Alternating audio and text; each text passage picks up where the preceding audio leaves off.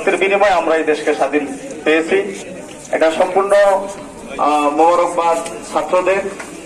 তো এই দেশ যে স্বাধীন হয়েছে, এই দেশ স্বাধীন হওয়ার পরে আমাদের যেটা করণীয়, রাসূলুল্লাহ সাল্লাল্লাহু আলাইহি ওয়াসাল্লাম মক্কা বিজয়ের পরে যেভাবে আমভাবে মানুষকে ক্ষমা ঘোষণা করছেন, আমরা সেটা করতে চাই এবং জানমালের নিরাপত্তা দিয়েছেন এবং যারা সংখ্যালঘু তাদের নিরাপত্তা দিয়েছেন, আমরা সেটা করতে চাই। কিন্তু আমরা দেখেছি যে একটা দল যারা মানুষের সম্পদ লুণ্ঠন করছে এবং মানুষের ঘর বাড়ি পুড়িয়ে দিচ্ছে, অনেকের দোকান বন্ধ করে রেখেছে।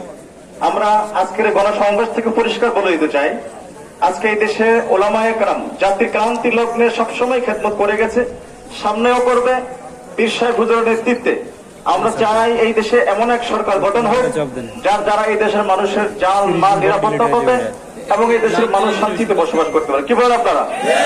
সুতরাং চরমনাই হুজুরের যে 9 দফা দাবি অন্তর্বর্তীকালীন সরকারের কাছে দেওয়া হয়েছে, আমরা চাই এই 9 দফা দাবি বাস্তবায়ন করতে হবে ইনশাআল্লাহ।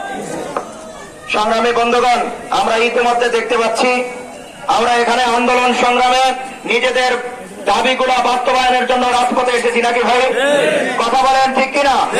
আমরা অনেককে দেখতেছি অনেকে একটু অমনোযোগী, কেউ স্টেজ থেকে মুখ ফিরিয়ে নিচ্ছে। এটা আপনাদের কাছ থেকে আমরা আশা করি না। আমরা এলোমেলো করবো না।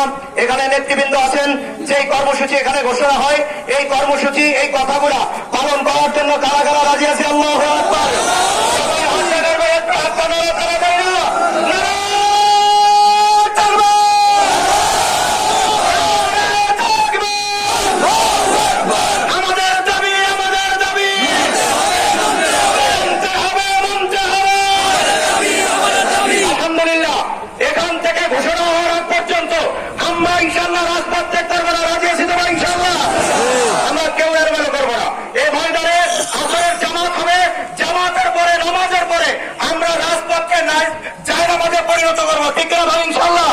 নামাজের পরে আবারও নেতৃবৃন্দ বক্তব্য দিবেন, দোয়া মুনাজাত হবে, এরপরে আমরা ময়দান ত্যাগ করবো।